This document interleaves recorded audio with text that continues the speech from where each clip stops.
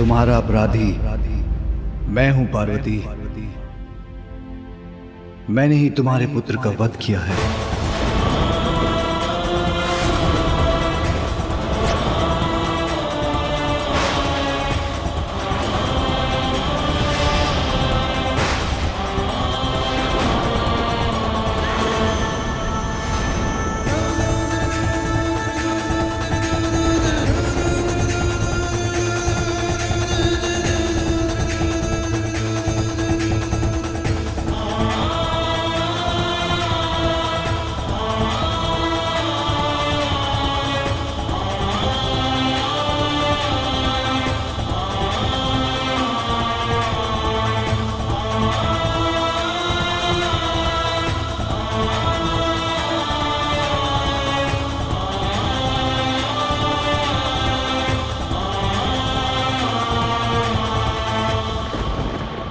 तुम्हारा अपराधी मैं हूं पार्वती।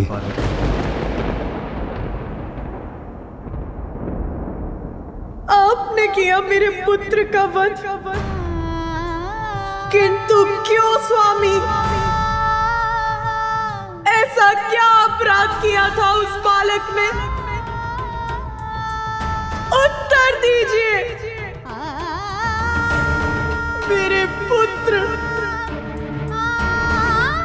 उस अबोध बालक को प्राणदंड क्यों दिया आपने?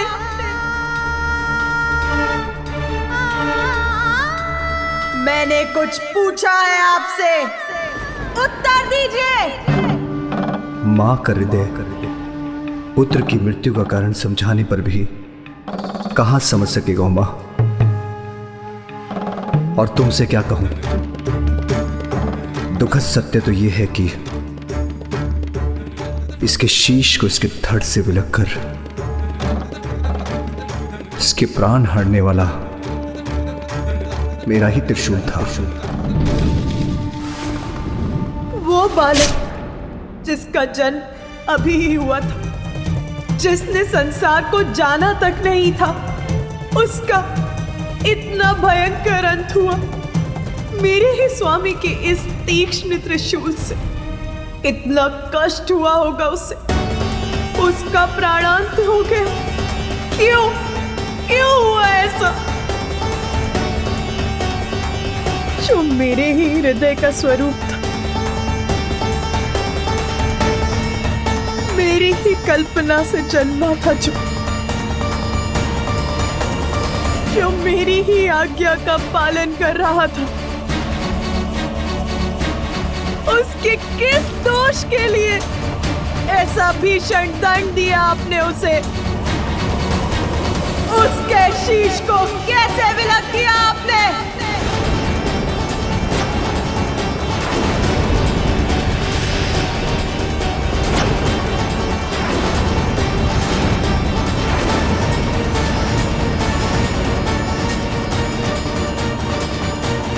माता महाशक्ति का क्रोध जागृत हो रहा है।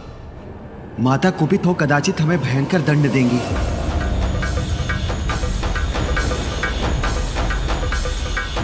जो हुआ वो अत्यंत कष्टप्रद है उमा, किंतु नियति के चक्र से तो मैं भी मुक्त नहीं। ये मैं तुम्हें कैसे समझाऊं? हमें क्षमा कर दे माता।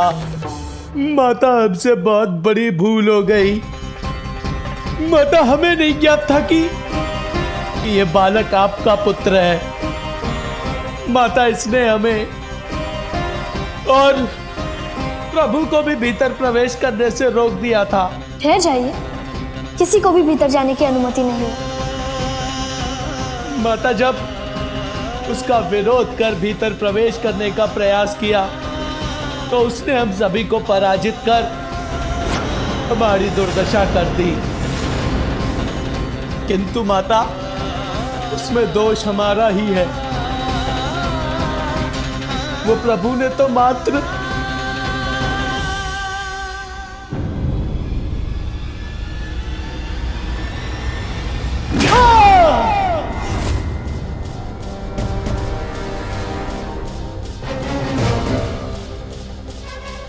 ऐसा रोष जागृत हुआ है माता महाशक्ति का कि उन्होंने नंदी को आकाश के अनंत विस्तार में भेज दिया।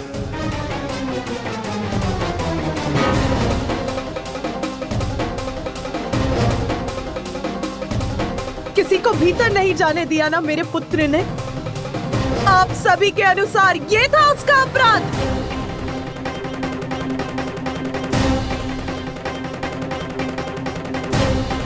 माता के आदेश का पालन करना आपकी दृष्टि में अपराध कब से हो गया देवराज? मैंने अपने पुत्र को आदेश दिया था कि वो किसी को भीतर ना आने दे। बताइए मुझे, उत्तर दीजिए। क्या पूर्ण निष्ठा और समर्पण से एक पुत्र का माता की आज्ञा का पालन करना अनुचित है? इसके लिए तो उसे पुरस्कृत करना चाहिए था। और आप सभी ने उसे दंडित करने की स्थिति उत्पन्न कर दी। बिना तथ्य और सत्य जाने आप सभी उससे युद्ध कर उसे उत्तेजित करते रहे। तनिक धैर्य भी नहीं रखा गया आप सभी से।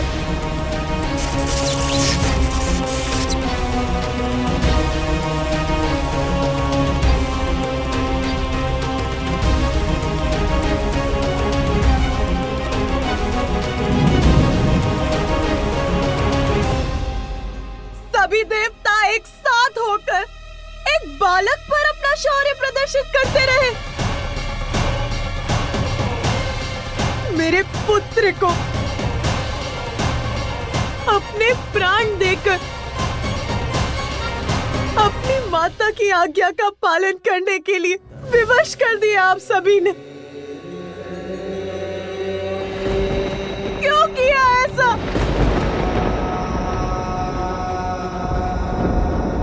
एक बार भी नहीं सोचा कि जिस असाधारण बालक ने आपको भवन में जाने से रोक दिया, जिसने अपनी शक्ति से आप सभी देवताओं को परास्त कर दिया, वो कौन हो सकता है? और यदि उसने आपको रोक ही दिया था तो थोड़ी प्रतीक्षा ही कर लेते। मैं अपना स्नान और अन्य कार्य कर यहाँ आने ही वाली थी, तब आप सभी से उसका परिचय करा देती। किंतु देवताओं का अहंकार ये कैसे स्वीकार करता कि एक अल्पायु बालक उनकी शक्ति को ललकारने में सक्षम हो रहा है। बताइए मुझे, महादेव या उनके गढ़ों के भीतर न जाने से सृष्टि की किस महत्वपूर्ण लीला में बाधा आ रही थी? एक बालक से संघर्षरत हो गए आप सभी देवता। क्या यही है आपका पराक्रम?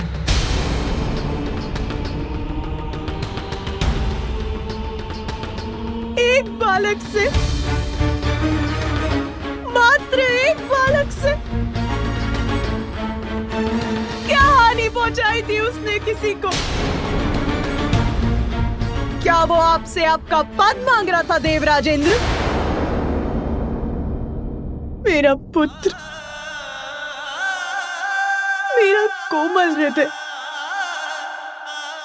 निष्ठावान, आज्ञाकारी पुत्र मेरा मेरी अपनी मां की आज्ञा का पालन भर कर रहा था। बताइए मुझे,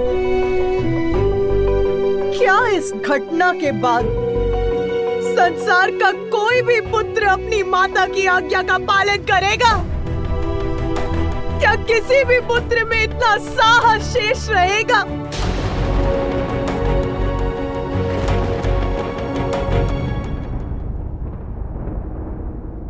आपको ज्ञात है मैंने पुत्र प्राप्ति के लिए कितनी प्रतीक्षा की है। कितने समय से पुत्र प्राप्ति की प्रबल इच्छा रही है मेरे हृदय में। इसका तनिक भी अनुमान है आपको कि पुत्र प्राप्ति का वरदान प्राप्त करने के लिए मैंने कितने कष्ट सहे हैं? बताइए, है ज्ञात आपको?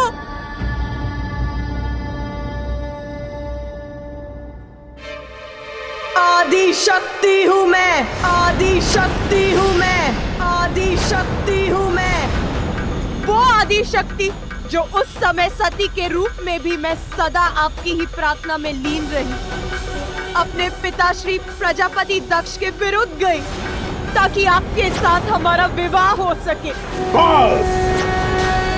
सती, ये कदापि नहीं हो सकता। मैं तुम्हारा विवाह उस शिव बैरागी से कदापि नहीं होने दूंगा। अनेकों कष्ट सहे, तब कहीं जाकर ब्रह्मदेव की सहायता से हमारा विवाह हुआ। परंतु उस विवाह के बाद भी मेरे कष्ट कम नहीं हुए। पिताश्री द्वारा आपको यज्ञ में ना बुलाए जाने के पश्चात आपके सम्मान की रक्षा के लिए मुझे अपने प्राणों की आहुति तक देनी पड़ी।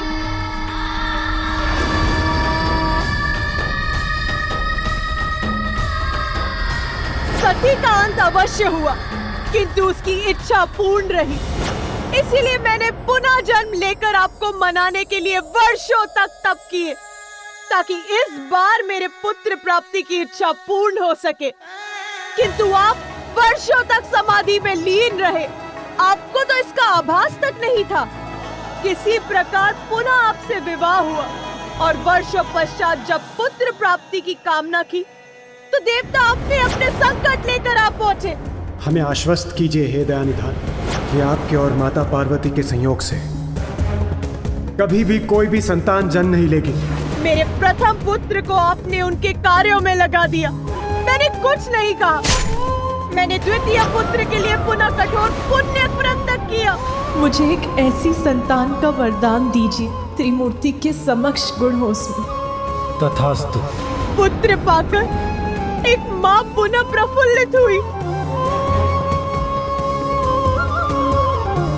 तो आप सबके साथ मिलकर स्वयं मेरे स्वामी ने इतनी निष्ठुरता के साथ मेरे पुत्र का वध कर दिया।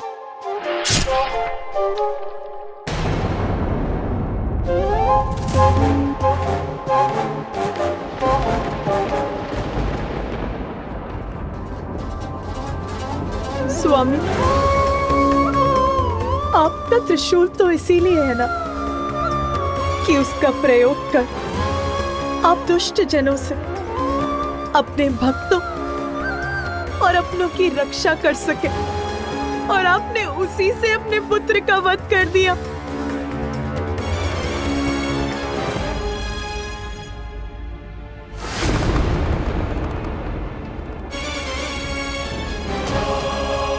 मुझे बताइए महादेव, क्या शीश विलक करने के सिवाय आप कुछ और भी कर सकते हैं? स्मरण है आपको कि सृष्टि के प्रारंभ में आपने काल भैरव का रूप धारण करके ब्रह्मदेव का ही शीश उनके धड़ से विलक कर दिया था, और फिर वीरभद्र का रूप धारण कर आपने प्रजापति दक्ष का भी शीश उनके धड़ से विलक कर दिया।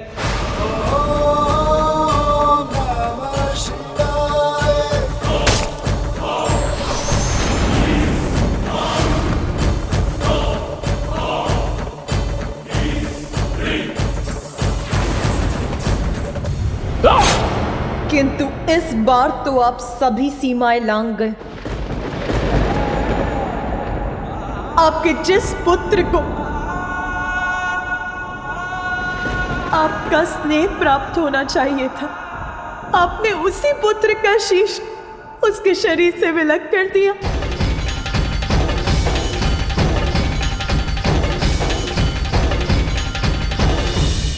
सर्वशक्तिमान है आप, ईश्वर है आप। तो उसका अर्थ ये नहीं कि जब आपकी इच्छा हो आप किसी को भी शत विछत कर देंगे। यहाँ तक कि अपने पुत्र को भी। इतना भी नियंत्रण नहीं है आपको अपने क्रोध पर।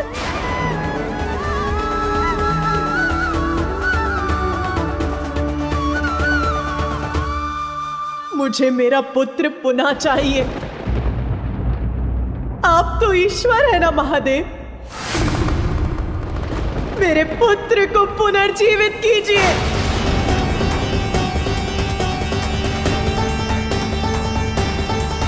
उसे पुनः उठकर मुझे मां कहने के लिए कहिए। कुछ करिए महादेव, कुछ करिए।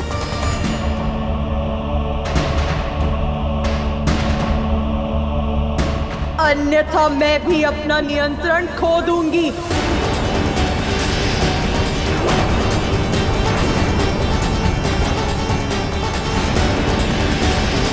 मेरा पुत्र,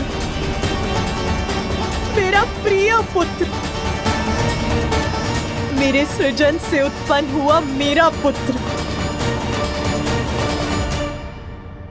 क्यों महादेव, क्यों क्यों किया आपने ऐसा? क्यों?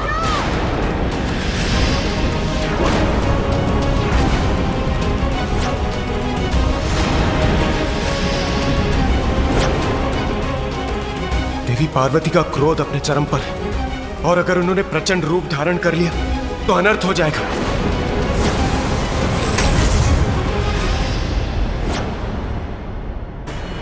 यदि आप उसे जीवन देना नहीं चाहते तो मैं जीवित करूंगी उसे।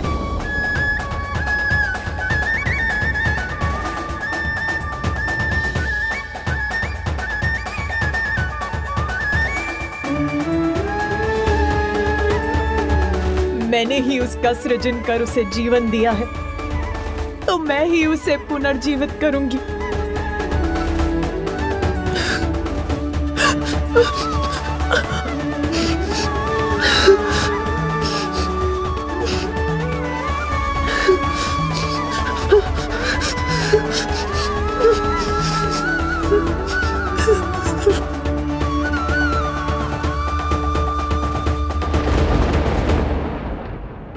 उमा, कैसे समझाऊं तुम्हें? तुम्हारे समस्त प्रयास निरर्थक हैं।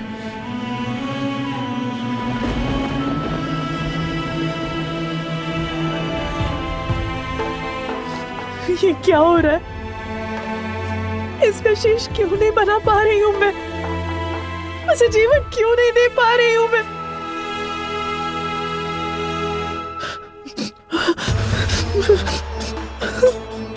उसके शीश की भस्म को एकत्रित कर रही हूं तो वो बिखर क्यों जाती है?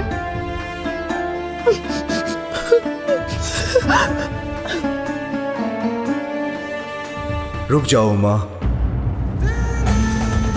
तुम्हारा प्रयास व्यर्थ है। उसकी मां हूं मैं। मेरा प्रयास व्यर्थ कैसे हो सकता है? ये शीश मेरे त्रिशूल के प्रहार से भस्म हुआ है और मेरे त्रिशूल से भस्म होकर कोई पुनः जीवित नहीं हो सकता। इसका शीश सदा के लिए नष्ट हो चुका है। तो सब कुछ नष्ट हो जाएगा। यदि मेरा पुत्र जीवित नहीं हो सकता तो संसार भी शेष नहीं रहेगा। ऐसी विनाश लीला उत्पन्न करूंगी मैं।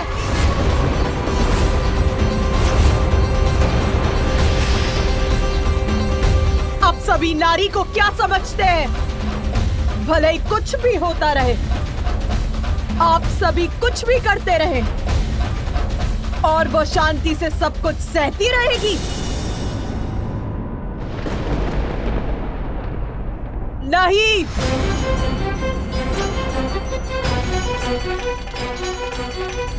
नारी संसार को जन्म दे सकती है तो उसको मिटा भी सकती है।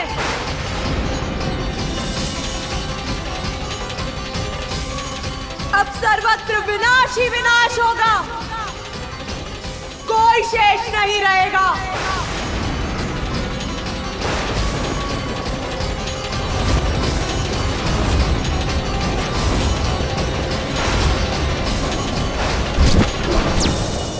महादेव, देवी पार्वती का उग्र होना संसार के लिए उचित नहीं, उन्हें रोकिए। यदि वो महादेव के कहे को अनसुना कर दे तो आप ही उन्हें समझाइए प्रिय। अब समझने की आवश्यकता देवताओं को है स्वामी, जिनकी दृष्टि में पार्वती पुत्र का कोई महत्व नहीं था। इस संहार लीला में मैं भी देवी पार्वती के साथ हूँ।